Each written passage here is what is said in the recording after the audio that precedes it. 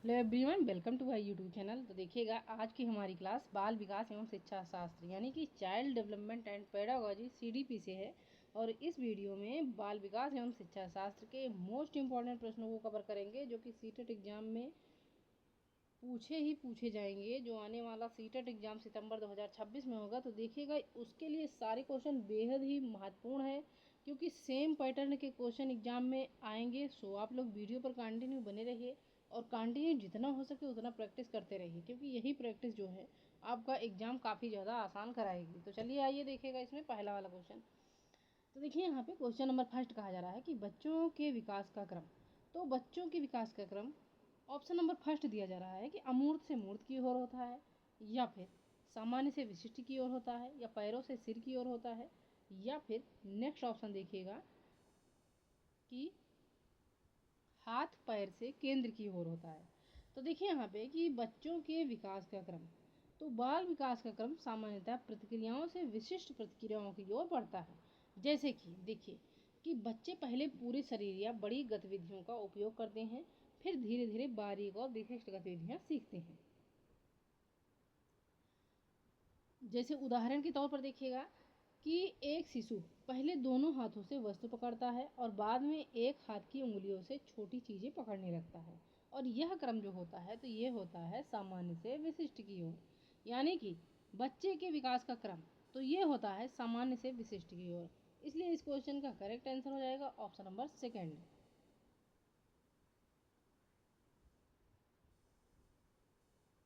अब चलिए देखिएगा अगला वाला क्वेश्चन। ये है अभिकथन और कारण वाला क्वेश्चन। काफ़ी ज़्यादा एग्जाम में पूछा जाता है। ठीक है, अभिकथन और कारण वाला क्वेश्चन जो है तो काफ़ी ज़्यादा पूछा जाता है, और काफ़ी ज़्यादा जो है इसको पढ़ने और सोचने में समय भी लगता है। इसीलिए कहते हैं जितना हो सके उतना प्रैक्टिस करते रहिए। तो देखिएगा यहाँ पे क्वेश्चन नंबर सेकंड। अभिकथन ए कह रहा है कि वह बच्चे जो उच्च आय वाले परिवार से हैं उन बच्चों से अपना दिन बहुत अलग बिताते हैं जो निम्न आय वाले परिवार से हैं, क्योंकि बाल्यावस्था की संकल्पना सार्वभौमिक नहीं है तथा बाल्यावस्था में बहुत विविधता है। अब आइए देखिए ऑप्शन देखिएगा। पहला वाला ऑप्शन यहाँ पे दिया जा रहा है कि ए और आर दोनों सत्य हैं और आर ए की सही व्याख्या करता है। उसके बाद सेकंड वाला ऑप्शन देखिए कि ए और आर दोनों सत्य हैं लेकिन आर ए की सही व्याख्या नहीं करता। ऑप्शन नंबर थर्ड है कि ए सत्य है लेकिन आर असत्य है। उसके बाद ऑप्शन नंबर फोर देखिएगा कि ए और आर दोनों असत्य हैं। तो देखिए यहाँ पे कि बाल्यावस्था का अनुभव जो होता है तो आर्थिक पृष्ठभूमि के अनुसार भिन्न होता है, अतः यह सार्वभौमिक नहीं है। अब जब उच्च आय वाले परिवारों में बच्चों को अधिक संसाधन और समय मिलता है, तो निम्न आय वाले परिवारों में बच्चों को कम अवसर और अलग अलग पोषण मिलता है, और यह अंतर बाल्यावस्था के अनुभव में विविधता पैदा करता है। अतः कथन ए जो है तो ये सत्य है कि बच्चे अपना दिन अलग बिताते हैं। उसके बाद देखिए कारण आर। तो कारण यानी तर्क आर कहता है कि बाल्यावस्था की संकल्पना सार्वभौमिक नहीं है और इसमें विविधता है। तो यह विविधता आर्थिक पृष्ठभूमि के कारण होती है, इसलिए आर ए की सही व्याख्या करता है। यानी कि दोनों कथन सत्य हैं और आर ए की व्याख्या करता है। सो इस क्वेश्चन का करेक्ट आंसर हो जाएगा ऑप्शन नंबर फर्स्ट।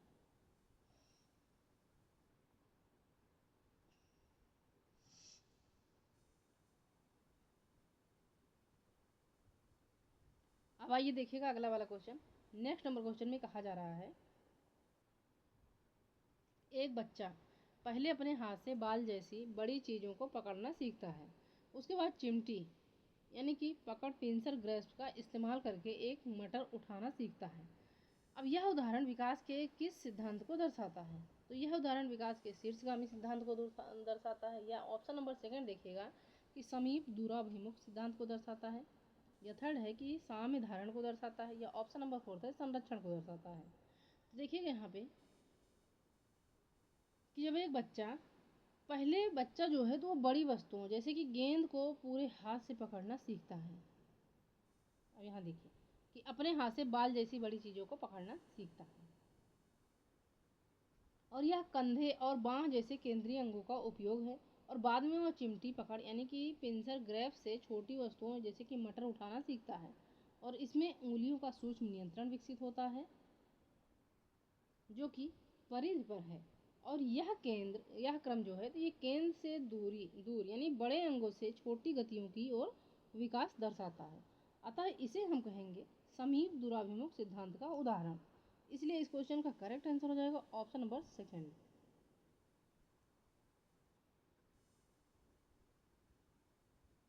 अब चलिए देखिएगा अगला वाला क्वेश्चन। इसमें कहा जा रहा है अभिकथन ए और कारण आर। तो अभिकथन ए देखिएगा कह रहा है कि बच्चे अपने समाज के बारे में जानकारी, कौशल, मूल्य और नीतियाँ केवल अभिभावकों से ही सीखते हैं। अब केवल देखिएगा यहाँ दिया जा रहा है, तो केवल क्या है, ये टैग वर्ड है, ठीक है, इसलिए ये गलत होगा, कभी सही हो ही नहीं सकता। नेक्स्ट देखिएगा कि बच्चों का सामाजिकरण एक सरल व रैखिक प्रक्रिया है। अब चलिए देखिएगा, अब 4 विकल्प देखिए। पहला वाला विकल्प है कि ए और आर दोनों सही हैं और आर ए की सही व्याख्या करता है। सेकंड वाला देखिएगा यहाँ पे कि ए और आर दोनों सही हैं लेकिन आर ए की सही व्याख्या नहीं करता। उसके बाद थर्ड है कि ए सही है लेकिन आर गलत है। और ऑप्शन नंबर फोर्थ है कि ए और आर दोनों गलत हैं। तो यहाँ पे देखिए अभिकथन ए, तो अभिकथन ए जो है ये गलत है, क्योंकि बच्चे केवल अभिभावकों, यहाँ में कहा जा रहा है केवल अभिभावकों, तो केवल अभिभावकों से ही नहीं बल्कि समाजीकरण के अन्य कारकों जैसे कि विद्यालय, सहपाठी, मीडिया से भी जानकारी जैसे कि कौशल, मूल्य और रीतियाँ सीखते हैं। और कारण आर देखिएगा तो आर भी गलत है। अब ये क्यों गलत है, आप पूछेंगे कि क्यों गलत है, तो क्योंकि सामाजीकरण कोई सरल या रैखिक प्रक्रिया नहीं है। यह एक जटिल बहुस्तरीय प्रक्रिया है जो कि जीवन भर चलती रहती है और इसमें कई एजेंसियां जैसे बच्चे को प्रभावित करती हैं। तो यहाँ पे अभिकथन और कारण दोनों गलत होगा, ठीक है, इसलिए इस क्वेश्चन का राइट आंसर हो जाएगा ऑप्शन नंबर डी, कि ए और आर दोनों गलत हैं। अब आइए देखिएगा अगला वाला क्वेश्चन। तो इस क्वेश्चन में देखिए कहा जा रहा है कि किस अवस्था में बच्चे वस्तु अस्थायित्व की समझ तो बना लेते हैं परंतु यह नहीं समझ पाते कि क्रियाएं परिवर्तनीय हैं और उनके निर्णय चीज़ों की मौजूदा दिखावट पर निर्भर करते हैं। तो उस अवस्था को कौन सी अवस्था हम कहते हैं, तो देखिएगा यहाँ पे पहला वाला ऑप्शन संवेदी चालक अवस्था, या फिर नेक्स्ट देखिएगा पूर्व संक्रियात्मक अवस्था, या फिर मूर्त संक्रियात्मक अवस्था, या फिर अमूर्त संक्रियात्मक अवस्था। तो देखिएगा यहाँ पे कहा जा रहा है क्वेश्चन में कि ऐसी कौन सी अवस्था है जिसमें बच्चे वस्तु अस्थायित्व की समझ तो बना लेते हैं परंतु यह नहीं समझ पाते कि क्रियाएं परिवर्तनीय हैं और उनके निर्णय चीज़ों को मौजूदा दिखावट पर निर्भर करते हैं। तो देखिए उस अवस्था को हम कहेंगे पूर्व संक्रियात्मक अवस्था। अब पूर्व संक्रियात्मक अवस्था संज्ञानात्मक विकास की ये दूसरी अवस्था है। इसमें बच्चे वस्तु अस्थायित्व की समझ तो बना लेते हैं, अर्थात वे किसी वस्तु की मानसिक छवि रख सकते हैं लेकिन वे यह नहीं समझ पाते कि क्रियाएं परिवर्तनीय है और उनके निर्णय चीज़ों की मौजूदा दिखावट उपस्थिति पर निर्भर करते हैं जैसे कि केंद्रीकरण और संरक्षण की समस्या। अतः यह अवस्था जो होगी तो ये पूर्व संक्रियात्मक है जहाँ तर्क अभी जो है विकसित नहीं हुआ है, इसलिए इस क्वेश्चन का करेक्ट आंसर हो जाएगा ऑप्शन नंबर बी।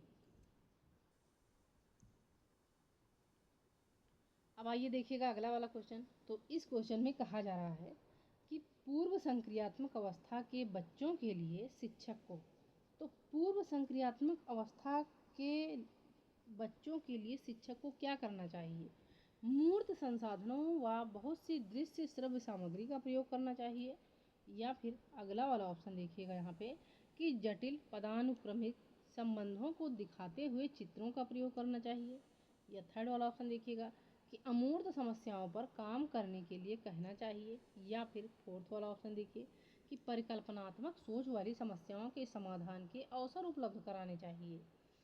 तो देखिएगा यहाँ पे कि पूर्व संक्रियात्मक अवस्था के बच्चों के लिए तो शिक्षक को मूर्त संसाधनों व बहुत सी दृश्य श्रव्य सामग्री का प्रयोग करना चाहिए।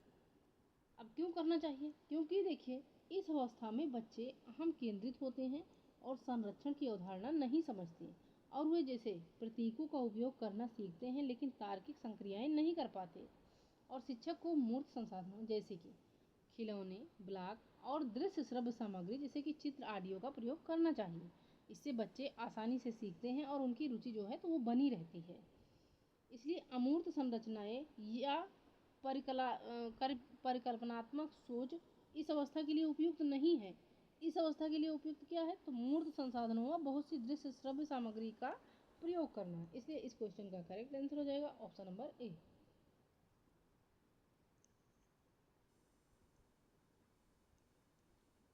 अब चलिए देखिए अगला वाला क्वेश्चन। तो देखिए यहाँ पे इस क्वेश्चन में कहा जा रहा है कि निम्नलिखित में से पाड़ का सही उदाहरण क्या है? तो पाड़, पाड़ मतलब सहायता, इसका फोल्डिंग। तो पाड़ का सही उदाहरण आपसे पूछा जा रहा है क्या है? तो प्रश्नों के उत्तर बताना। तो जब हम डायरेक्ट प्रश्नों के उत्तर बता देंगे तो ये पाड़ कहाँ से होगा? पाड़ में जो है तो बच्चा काम कर रहा होता है, उसमें थोड़ी सी सहायता करनी पड़ती है। उसके बाद देखिए संकेत एवं इशारे देना, थर्ड है भौतिक पुरस्कार देना, या फिर ऑप्शन नंबर 4 है उद्दीपन प्रतिक्रिया के अनुकूलन को सक्रिय करना। तो आपसे कहा जा रहा है क्वेश्चन में कि पाड़ का सही उदाहरण क्या है? तो देखिए यहाँ पे कि वाइगोत्स्की के अनुसार बच्चे कुशल व्यक्तियों के साथ बातचीत करके सीखते हैं। अब पाड़ का अर्थ है कि बच्चे की आवश्यकता के अनुसार संकेत, इशारे या मार्गदर्शन देना, यानी कि इस क्वेश्चन का करेक्ट आंसर हो जाएगा ऑप्शन नंबर सेकेंड। और यह सहायता जो होती है तो ये अस्थायी होती है और बच्चे के समीपस्थ विकास के क्षेत्र जैसे कि ZPD तक पहुंचने में मदद करती है। और शिक्षक बच्चे की प्रगति देखकर सहायता को कम या बढ़ा भी सकते हैं। इसलिए इस क्वेश्चन का राइट आंसर हो जाएगा ऑप्शन नंबर बी। और इसमें बच्चों को स्वयं हल करने में मदद के लिए संकेत और इशारे देना।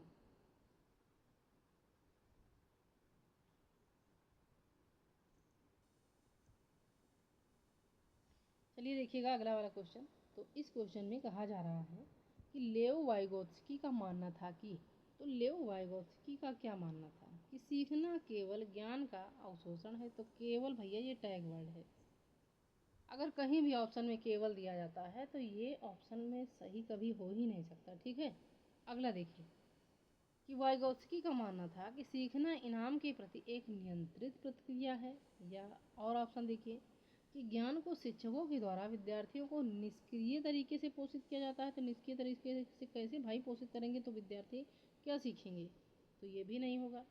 अगला देखिएगा कि ज्ञान का सह निर्माण उस क्षेत्र में होता है जहाँ बच्चे स्वतंत्र रूप से कार्य करने और दूसरों की मदद करने में हैं।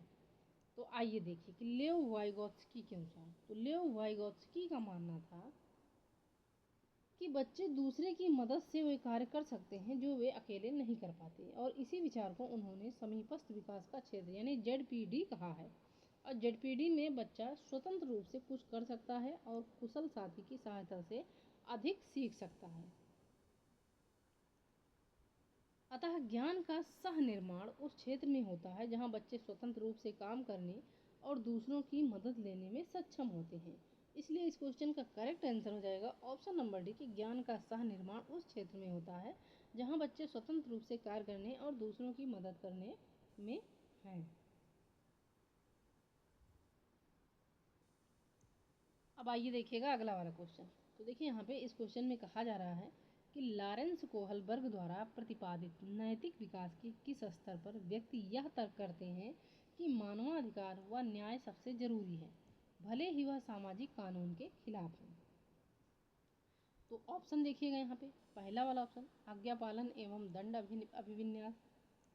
उसके बाद सेकंड ऑप्शन देखिएगा अच्छा लड़का अच्छी लड़की अभिविन्यास।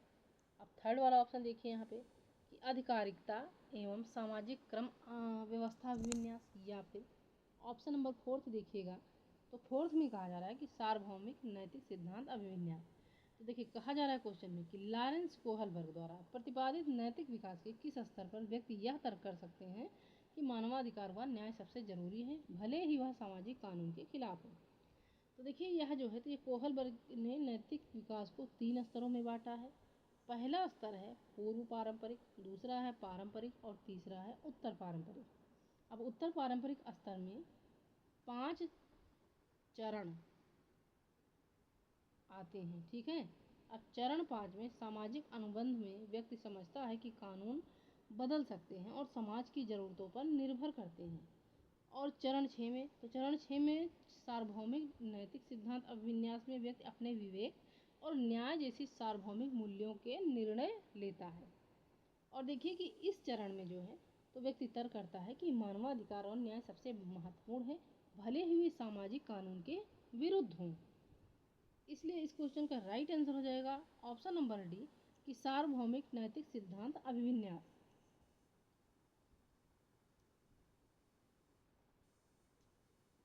अब देखिएगा अगला वाला क्वेश्चन। इसमें कहा जा रहा है एक प्रगतिशील कक्षा में अधिगम। तो एक प्रगतिशील कक्षा में अधिगम एक सरल प्रक्रिया है या एक सामाजिक प्रक्रिया है या फिर केवल औपचारिक अनुदेश द्वारा ही हो सकता है, या फिर ऑप्शन नंबर डी देखिएगा कि परीक्षाओं पर प्रतिबंधात्मक है। तो देखिए यहाँ पे कि एक प्रगतिशील कक्षा में अधिगम जो है तो एक सामाजिक प्रक्रिया है, इसलिए इस क्वेश्चन का करेक्ट आंसर हो जाएगा ऑप्शन नंबर सेकंड।